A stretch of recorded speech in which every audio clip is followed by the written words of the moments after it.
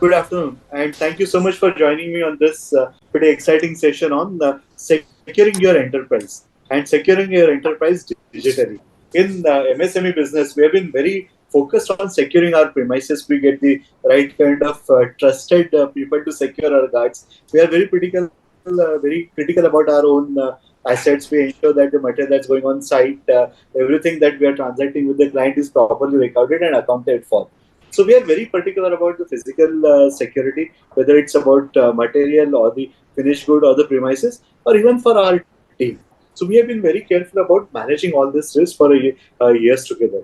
We have also been equally careful about managing our financial risk while really working with our chartered accountants or advisors to see to it that we have the right financial risk taken care of and also the operational risk taken care of in terms of tracking the operational efficiency and use of the people. How about managing the digital security or managing our security in a digital mode? This is something that has come to light in the recent past and has been in news for more challenges compared to the advantage.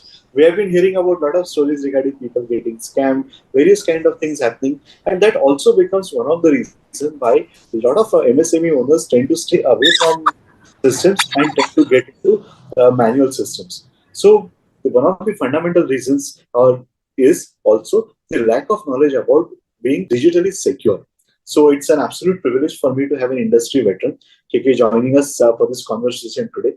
He is somebody who has been guiding a lot of enterprises on understanding how do they need to secure themselves digitally, and he's going to share with us his journey and also a nice roadmap on how we can ensure that we are securing ourselves digitally. Thank you so much for taking out time and joining us for this conversation today. Thank you, Charu.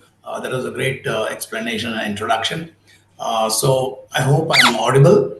And just give me a moment. Let me share my screen, and we can get going on our presentation today. So as the this says, as Charu said, is your enterprise digitally secure? Okay, that's a theme of today's discussion. So we are talking about it from a cybersecurity point of view. How safe are you? And this is now, one of the things that we always do is look at risk in an organization. Where are the risks that can have a problem for the enterprise, for the business, and that can bring a business disruption, reputation risk, financial risk. So all the time, if you whether it is small organizations or big organizations, the team, the management team or the owner always has to look for risk. Is there a risk lurking around but that can create a problem for the business? That's what. Just to give you an example, fire. Okay, so most of us in the corporate and most of us in the SME business also do what is called as a fire drill. Why are we doing this fire drill? We are doing this fire drill so that the human capital that you have plus the business enterprise itself needs to be protected. Okay, needs to be protected from fire.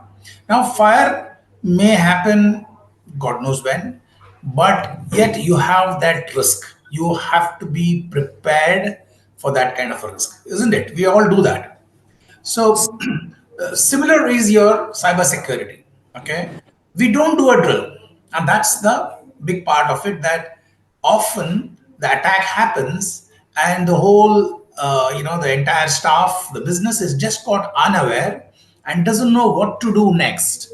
And that's the scary part of cybersecurity, because if a criminal attacks the business, it can lead to serious damages. And that's a problem. That's the way a fire or any other risk would do. So let me share with you my quick this thing. So myself, just a quick word about me. I'm called KK. I'm a founder and MD for this company called SIDR Solutions and Technologies Private Limited. We are a Mumbai-based organization, and we provide forensic assessment, data privacy and protection, cyber attack protection, cybercrime investigation, forensic investigation training, and cybersecurity. So we also do training. So that's the brief about my company. I will talk about it a little later, perhaps. My journey so far has been very. I've been always been fascinated by the world of technology. So I've been earlier as the head of ABN AMRO Bank, head of technology. I was also in Merrill Lynch as a director of outsourcing. I was in my last stint. I was a CEO of an IT company called C Edge Technologies Limited, which is a joint venture between TCS and SBI. And after that, I have kind of I started this company, and because the cybersecurity is a very exciting industry that's coming up, and so that's where that's where I am right now today. I'm one of the founders of this company. So that's my journey so far. Been in technology and specifically in the financial technologies. Okay, this is the company I am talking about. SIDR stands for Secure, Investigate, Detect, and Redress. This is the name of the company, and the shield is there to protect you against cyber attacks. Okay, what is the emotional connect I have with this organization?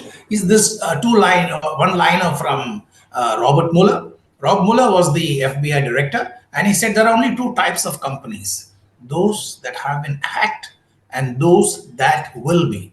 So this means it's inevitable that every organization, every business will be attacked someday or other if they have already not been attacked.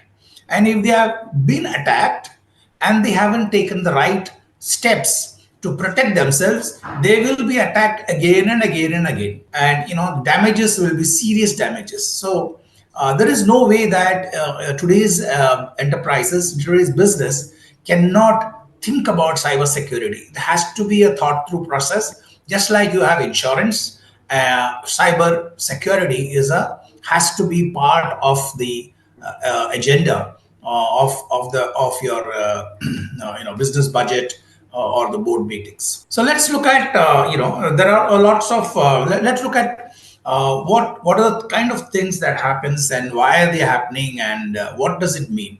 So let me take you also to some of the important aspects as to why you need to be aware of cybersecurity and why you need to take effective steps in countering cybersecurity.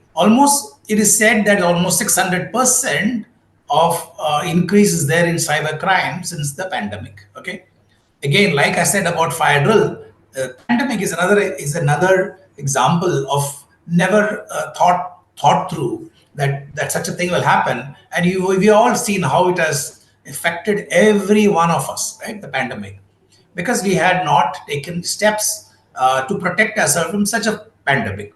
So is the case with cyber security. If you don't take preventive measures now, it'll become very, very costly for business enterprises. There is something called as ransomware in cybersecurity. So, ransomware is human written programs created with the intention to do some damage to the business. So these are programs actually written by people, okay?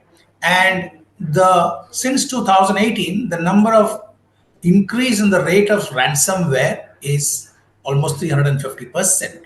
Why is it called ransomware? Because when attack of this nature happens, a ransomware attack happens, there are different ways of different types of cyber attacks. One of them is ransomware attack. If a ransomware attack happens, as the word says, they want ransom to open up your computers.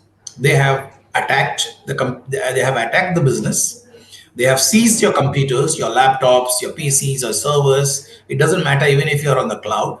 They have seized all this and they have encrypted them, which means none of your employees can access anything about the company. It's all put under a locker. It's like like you have at home. Let's say you have a locker. You put everything inside, and you have put a password. Just that's it. Nobody else can get into it, right? Nobody else can access it. That's exactly what ransomware does. It encrypts your database, and that you are in no way to break. It's very, very difficult to break that encryption. I believe there are a lot of MSMEs and startups who would be either they are in the currently online, or they would be watching this at some point of the time. This is the problem. SMBs, almost 60% of the SMBs go under when an attack happens, because sometimes the demand for ransomware, or the getting the database back to the original state is so expensive. They decide that, okay, it's not worth it, let's fold the business. So businesses fold, and that is as high as 60%. So something that people who are out here should think through, and that this is a serious threat, and this is a serious threat that's happening. Okay, think on this. Think of this also. There is a hacker attack happening somewhere in the world every 39 seconds. Every 39 seconds there is a hacker attack happening. Okay, the malware risks, there are almost 300,000 new malwares created every day. Like I said earlier, malwares are nothing but programs, so that means there are a lot many people sitting out there writing programs, or writing or doing something to attack. Okay, if you have seen in this movie called Jamtara, there is a whole village which is in Jharkhand, which is involved in this, in kind of attacking uh, in some way or the other, and trying to steal money out of you. The intensity of attacks has also gone up. There's a high risk in the financial industry, obviously, because that's where the money is. The businesses may already be attacked, and people do, and if you're not aware of what are these kind of attacks, they will continue to steal data, they will continue to steal your credentials, they will do whatever the criminals want. And it could be that cyber attacks are not only for money, or only for demanding money from the business. It's also for getting your confidential information, which can ruin your business, and such things. And you have to, there is no choice today but to identify, prioritize, and mitigate your vulnerabilities. That is what is the need of the hour. No business can think that, okay, it doesn't happen to me, I am too small, कुछ नहीं होगा, मेरे हम तो इतने छोटे हैं, कुछ नहीं होगा. No way, you are going to be attacked someday or other, and you will be attacked when you're really big, and you start folding up. Okay, so be careful about it. So I just want to. There are 1,000 threats. Okay, I'm not going to talk about all of them.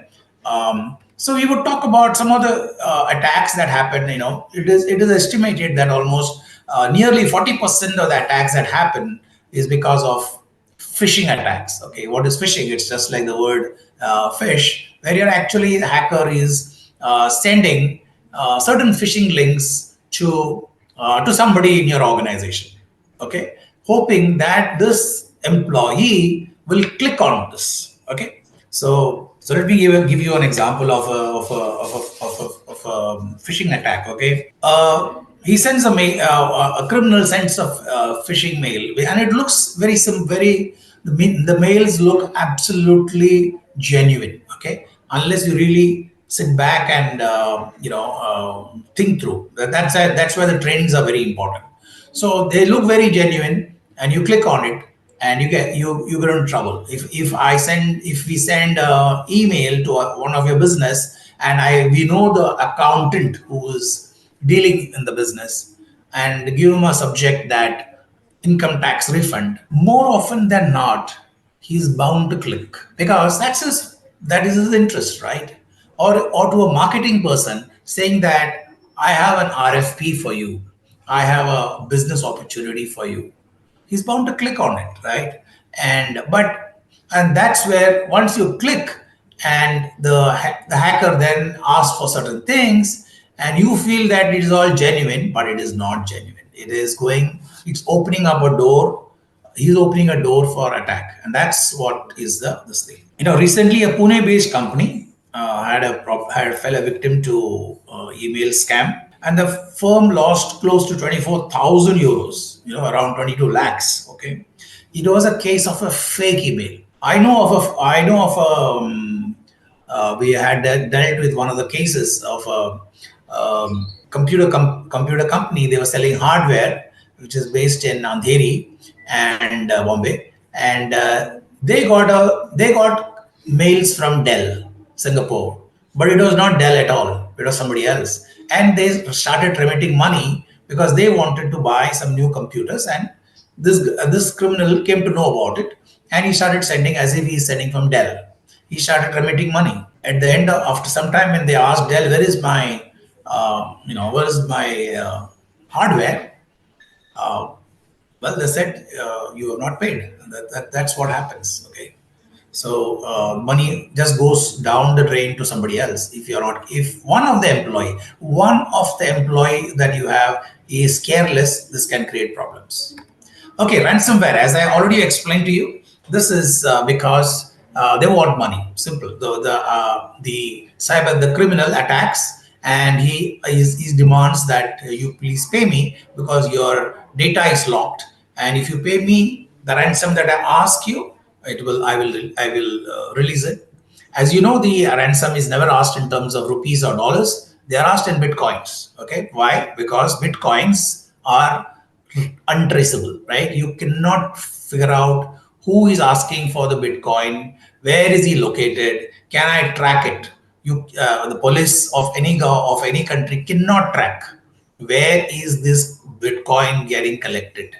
So that's the reason why there is a lot of ransomware attacks. Okay, and is there one of the things that AIMS had AIMS New Delhi, the premier hospital that we have in New Delhi, got attacked. Okay, and it is believed to be a ransomware attack in November 23. All the processes had to go manual, completely manual. Even today, if you look at some of these messages that come in Twitter or X, they're talking about it, saying that how this is everything is bad, everything is gone manual. It is a case of a ransomware attack. Okay, so if an organization like AIMS, which has got all the money, all the softwares, all the wherewithals to prevent a cyber attacks, and that too in Delhi, the capital. What are other businesses? I mean, they can be easily attacked if you have not taken preventive measures. Okay, denial of service. Okay, denial of service is a DDoS, or we call as a DDoS attack. Okay, where the criminal overloads your server to such an extent that others just cannot get into it. So the best example of this could be, what can I say? A best example, if you can visualize, this has not happened, but you can definitely visualize. Let's take a stock exchange. Okay, you take a stock exchange, and there are a million traders, genuine stock traders, and public at large which will be much more, um, all connecting at the same time to the stock exchange. Okay, and they have orders. They want the orders to be executed within that fraction of a second, because money, the rate, as you know, fluctuates every second, right, or nanoseconds. Now, let's just imagine if an attack happens there, and the hacker starts loading a lot of data to the server, which means the genuine orders get sidelined, or they have to wait, and that's too much of a wait. You cannot do that. We had this thing which we with one of the education universities. On the day of the online exam, the criminal attacked the server, and he did this denial of service by generating massive amount of data going into that server. With the result, the students just could not log in. That's a denial of service. Okay, this happens quite often to a lot of companies also. Man in the middle attack. Okay, that means there is an intruder sitting in your PC or your laptop, and he is, every time you open your laptop, he comes to know what are you doing. So if you opening a bank account, or you got into a bank account, and you want to using your user ID and password, he comes to know about it, because he is sitting inside you and you're not even aware of it. Okay, so that's a man in the man in the middle attack. If you look at SQL injection is a way of writing, injecting a particular code into your website, such that the program which is supposed to behave in a certain manner starts behaving in a different manner, and thereby the hacker collects a lot of data, and then he uses that for various other attacks. Zero day exploits are those exploits where even before you start, okay, there are such malwares that come in, and your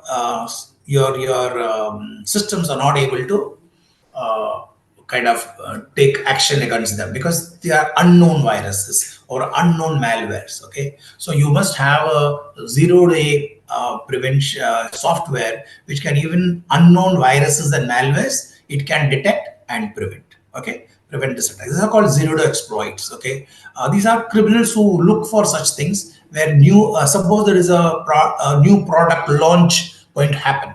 Okay, a new product launch is going to happen by one company, so everybody is aware of it, right? Because it's generally they may give publicity to that.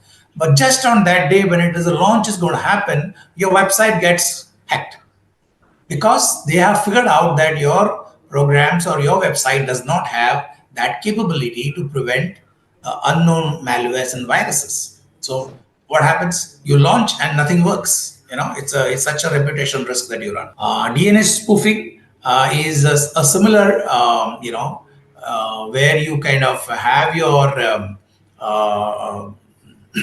server, and just like you have your uh, data goes to somebody else, okay, and he start using it using it's a fake server for virtual server that they create, and your data goes to somewhere else. Okay, I just wanted to talk about some of those attacks. There are like this many more attacks. Okay, so I'm not going to go many more side type of cyber criminals who specialize in various attacks. Okay, so and they do that their own way. Uh, the another big thing that is coming up is the insider threats. If you are a company with one or two people, okay, you can, you're always there, you trust each other, it goes fine, right? The moment you expand your team to maybe from 2 to 10, 10 to 20, 30, 40, you don't know what the 40th guy is doing. You don't even know whether he is a genuine employee or somebody has deliberately put that employee in your organization. You don't know whether he is playing games, whether he is sending out important information of the company to somebody else for, okay, it's impossible to detect. And especially if you have many locations, it's like impossible for the owner of the business to figure out what is happening. Then, if you ask what is this, that's a sleepless night for all the entrepreneurs who have a big business with a lot many more people, because it is not possible for you to know what everybody is doing. A survey was done in the US very recently, and they said that the reason why insider threats happening is because 37% felt that trading is a big problem. The technology is so complicated and it moves pretty fast. There are no sufficient measures taken. Okay, and the last one you see, and this is something that we have ourselves got so many cases of disgruntled employees, people who employees who leave the organization are forcefully asked to go out, or they have done something wrong and they are asked to leave. They leave with a vengeance. Okay, and they want to do something wrong to the business, and this is there everywhere. Okay, they will want to harm the business, and that's where the insider threats are very important. They have a knowledge about the business and they can create problems. So there are ways and means of securing your business from insider threats. I will talk about it a little later, and how insider threats. So let me give you another important example in insider threats. Public limited company is on the verge of getting privatized, and the everything that happens in the board meeting, somebody who's anti privatization lobby, they come to know. How did that happen? Is because there are insiders in the organizations who have been planted, who are providing that kind of information. So, it is not only for money. It could be for, there is a lobby which doesn't want that to happen. So it can happen. You heard of toolkits, right? Often there are toolkits used. Even this election, you will see, you will hear about it. A lot of toolkits will come out. These are all meant to create certain harm, so certain kind of the way they want their intention, or the way they want people to think becomes the kind of an insider threat. Okay. Now all this leads to one important thing. What is the information policy of the organization? Okay. So, how you can prevent all this is, I think, most importantly, the first thing that a company should do is to have information security policy. Okay, there are many policies: information security policy, crisis management policy. You could have a incident response policy. So your normal BCP, or the business continuity plan, or disaster recovery plan. So there are various security policies. You should have a minimum of information security policy to say that, to say to your employees, this is how you will behave in the organization from a security point of view. This is we are giving you this laptop or PC. You are getting access to the company. You come to know a lot of important details about the company, and how you are supposed to handle them is what the security policy documents, and it is approved with the management. And it is very important for every employee to know what my management wants me to do. There are lots of organizations which don't have policies at all, which means an employee is brought and he starts working day one. He has no clue what is my directive from the management as to how I should work, what I should do, how I should behave. He has no clue, and he does whatever he or she feels fit. So, which is a very dangerous situation where, so the policies act as guidelines for securing information. It defines the community communication roles and responsibilities. It protects organization from legal liabilities, financial liabilities. It outlines incident management and business continuity plan. What if your employee is not able to come to the office tomorrow? Employees are unable to come to the office because of certain things: floods, fire, anything can happen, right? So what do? Where do they go? If you don't have that outlined already, you have a problem. Just like in a fire drill, when fire happens, it says, go this way, take the steps, and go to this particular place and assemble here, right? That's a fire drill. But if you don't have a information security policy, the employees won't know what to do. So they will do what they feel is right, which is not what the management wants. Okay, the focus is no longer prevention. Okay, there was a time when cyber attacks, cyber things were happening. Everybody wanted to protect. You have to protect. There's no choice. You got to protect yourself from cyber attacks. Otherwise, they will ruin your business. It is now all about protecting, and all about the detection and readiness for the inevitable in order to survive in today's complex world. Mark these words: inevitable.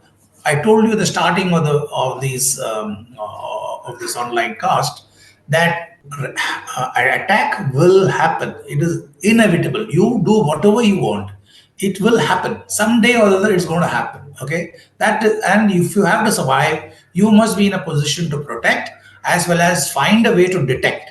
Because if you're not detecting how this attack happened, you may pay up the money or anything, but still, if you're not able to figure out how did this attack happen, the criminal will come again and again and again. You've got to find a root cause as to how the cyber attack happened. That is very important. So it is prevention, getting ready for be ready for an attack, and do you have build the capability for detection of an attack, and to do a root cause analysis of if an attack happens, how did it happen, and what did we do to prevent or to resolve that attack is a very important thing in any organization. So what should you do as I've given you a kind of a 60-foot view of how serious and is cybersecurity and the threats that are there emanating there. And there are things that you need to do now to ensure that your business survives. Okay, otherwise all the money invested can go kaput in no time with a cyber attack. So you need to do something. You have to, like I said earlier, policies, procedures, and risk management extremely important. You must document what is your policy. Even before you start getting employees, you must know, you must get a policy document written as to what is my information security policy, what is my procedures, simple procedures, say HR procedure. How will employees get employed? What is the procedure? What do you ask? Do we do a check on the background check, as we call it? So, what background check you want to do? Who will do it? What will be the result of the background check? What is the score rating? If the background check is less than this score, just don't bother to call him for interview. These are all procedures. So HR will just follow that procedure. Thereby, if you follow a procedure, the attacks are less likely to happen. We had a case where an employee, he was a disgruntled employee because he was fired for some reason, for some wrongdoing, and he did started creating trouble because he knew everybody's employee ID, he knew the email IDs, etc. He started creating trouble. Now the thing is that how is it that he was able to come in? How is it that his iCard was not taken away before? Identity card was not taken away. How come his access to the access, if you have they had an access door, his biometric was still there, though he had already left? So what does that mean? It's a procedural problem, the policy problem. That before an employee leaves, what are the 10 things that you need to do? That pinpoint responsibility has to be given to certain people, that you're responsible for taking the backup of his entire email. Okay, all the emails that he has done. Somebody has to do it. If he has deleted a lot of files just one day before, you have to figure out how to undelete them, because that there could be a lot of information that he doesn't want the company to see. Okay, so you have to do all that. So after that only a employee should be released. Again, it is a policy, it's a procedure, and thereby you mitigate risk in the organization. So governance, that is information security policy, crisis management policy, HR policies. Such policies are extremely important. They tell the employee what should you be doing. This is what the management wants you to do, and you got to stick to that. A company which runs on just everybody's whims and fancies will go nowhere. The procedures have to be very clearly defined, and people have to follow that. You may want to make some deviations, you may want to make some exceptions. Just go ahead, at least document it. Okay, so you must have somebody saying, okay, if you want a deviation, this I want this documented, approved by the management.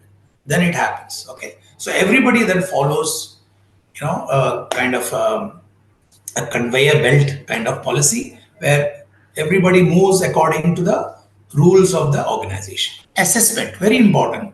Before every company must, or every business must look at what is my current security posture. If you don't know where you are today from a security point of view, you cannot plan anything. You will not be able to plan anything to cover yourself, okay, to protect your business. So do an assessment of where you are today, and based on those gaps, try to build your security policy, try to build your security strategy. So assessment is something that's a must for everybody. Threat prevention, I talked about external threats, I talked about internal threats. There are a lot of products available in India and from outside, and you should use one of those good ones which are good enough for every company. Not all good products are all for everybody. Some may fit, some may not fit. So according to the type of industry you are in, you have to take these kind of products. And training is extremely important. The employees must know what is cybersecurity, what is the policy of the company, how do I behave myself when I'm in the office, how do I use my phones, do I take pictures, etc., where it is not allowed. So those kind of trainings are very important. So these 4 points are, I feel, in my opinion, that if you take care of these 4 important points that I mentioned here, in terms of governance, assessment, threat prevention, and training, you are throwing a security ring around your organization, around your business, and you will be, you'll be secure. Though you must be continuously doing it, you will be secure from a cyber attack. Okay, so just briefly, we are cybersecurity services. We provide SIDR, as I always told you. That's my contact number. This is the site that we have. We are into the fraud prevention, fraud management, the governance and risk, and compliance and trading. So these are all that we do with the help of services, products, and trading. So this is what we are. I think I am already reached the end. I've reached the end of my presentation. I think another 10 minutes or so is left.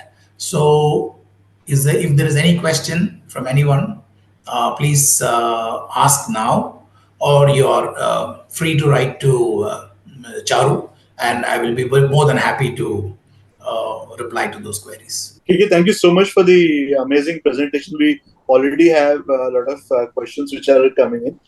So Zishan wants to understand how crucial is the collaboration and information sharing in the battle against cybercrime? Any standout initiatives that you have come across? Could you just come back with that question? Sure. The question is, how crucial is collaboration and information sharing in battle against cybercrime? Any such standout initiatives that you have come across? Yeah. Great question from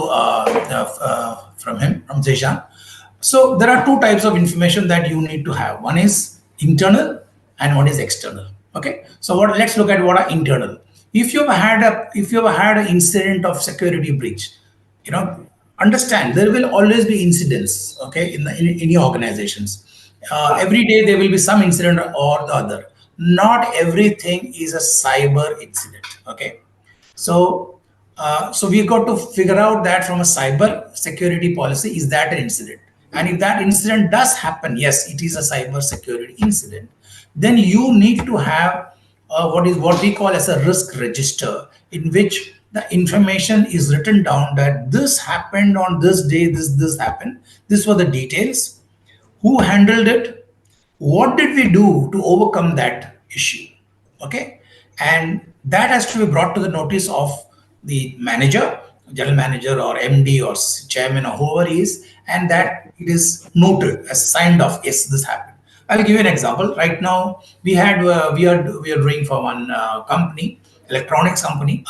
The owner and this IT head both were abroad, and suddenly the access log stopped functioning. It just stopped functioning. Nobody could go out. Nobody could come in. All right. And then they had to contact this gentleman wherever and try to figure out.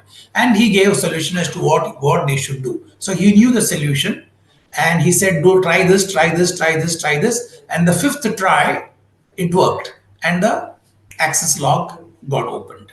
Okay. Now this is something that has to be written in the risk register. Okay.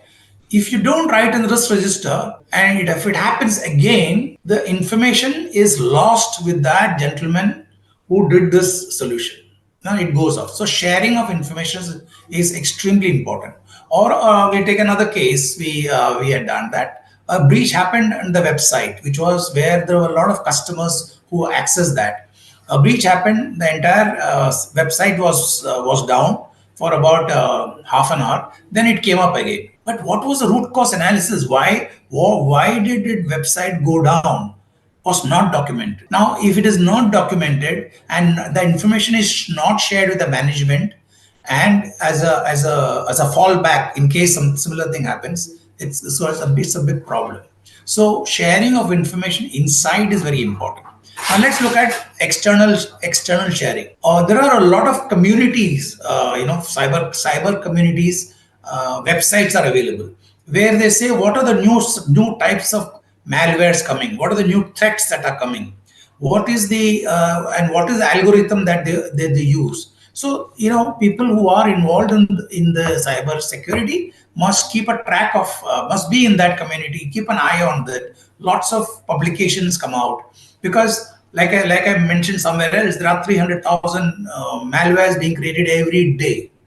Okay, So the scorching speed of letting loose such malwares are extremely high. It's very difficult to keep a track. But people in the organization must look at community sites, and they get a whole lot of information. So both inside as well as external information sharing is extremely important. If that Great. answers the question. And also Sure. now for all financial companies, you have to inform RBI that a security breach has happened within 24 hours. You have to inform them. Sure. Taking a lot of other questions, if you could please unshare the screen, we can Yeah, discuss the other questions as well. sure. Yes. So, Aman is a specific question. With the increasing complexity of cybersecurity the threats, what is the role that you see AI playing in enhancing the cybersecurity measures? Oh yeah, okay. That's a very interesting question. With all of, anything about AI is this AI is expected to create a huge amount of turmoil in the cybersecurity space. Okay, while AI is extremely useful in our day-to-day business, it can get things done with in a flicker of a second. What would otherwise take a long time. So extremely informative. And as days go by, you will have many more things which will help us in our day-to-day world. There's no doubt about it. But as they say, there are two sides of the coin, right? So the other side of the coin is the use of AI for various attacks like your voice voice message can be used such that you feel it is my boss talking to me, but it is not the boss talking, it is somebody else talking. He says, you know what, he tells the accountant, we have this to payment to make, so please transfer so much of rupees into this account. Okay, his boss is saying, how can he say, boss, you can't talk to me, send me an email, only then I'll work, right? So he does that and he transfers, and next day his money is gone. The boss says, I never called you. He says, oh, you called me. So you can spoof anybody's image. People are there who are spoofing like Amitabh's voice. It sounds like Amitabh. Sachin Tendulkar, complained about this. The deep Yes. fake, right? That's happening, correct? So this threat is just beginning. It is just the icing at the top of the cake. Just about beginning. This is going to create havoc for businesses. And unless you are guarded, you will have to be. What it will do, we don't know because it is still getting evolved, right? So be prepared. This is the next wave of attacks coming through AI. Now, where it will go, how will we protect is still an unknown quantity. We don't know. But awareness is extremely important. That's why I lay a great emphasis on training. Your employees must be trained. Continuous training is very important. They are the people who are guarding your business. If you don't do that, your business will crumble. Completely agree. Mayuri has a question which is following over the same part. She is saying that small businesses want to play it safe too, right? If you had to pick top three cybersecurity practices, what would be the MSMEs aiming for as a robust defense against the evolving threats? I think I did talk about the four. Yes, Uh, four stages that you spoke about. Yes. yeah, I talk about the four steps that you have to take about.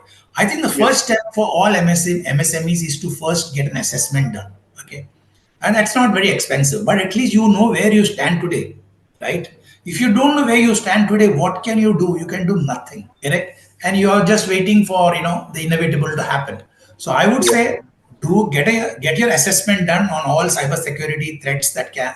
I mean, what do you have? Basically, what does assessment do? It looks at what you have today. Where are you today? And it tells you that there is a gap here, there's a gap here, there's a gap here. Please fill those gaps. We can help you to fill the gaps either internally or externally. So people can come and fill the gaps. By filling the gaps, you are at least preventing an attack. Very important.